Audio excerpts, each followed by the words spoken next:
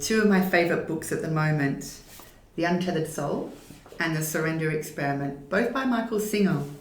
Both very different books. The Untethered Soul is more philosophical, more about the journey of inner freedom and wisdom and overcoming yourself and overcoming the garbage that you've kind of built up inside of you.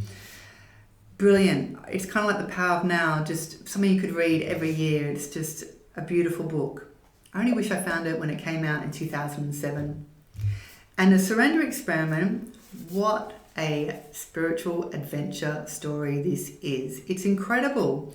He goes through at 22, goes through a spontaneous spiritual awakening and becomes aware that there's a higher force, a life force, something bigger than all of us, guiding us and supporting us along our journey in life.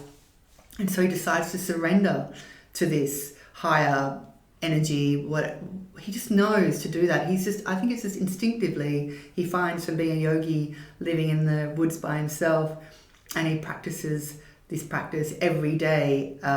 Every day he overcomes himself, really. But he goes from, because the whole premise is to surrender and show up for life, so whatever life brings you, show up and not be attached to your wants and desires, which is quite different to the sort of things when you read about how to manifest your life and it's all about your desires. He directs his energy by surrendering to whatever life brings him. He goes from living in the woods as a yogi on his own to building a $1.3 billion software company, still living in the woods. It's amazing. So much fun. I think I read it in 2 days.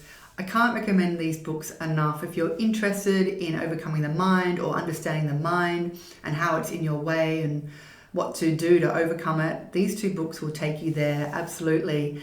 And you can just go on Google Books, and read 20 to 40 pages of a book and then decide whether you like it or not.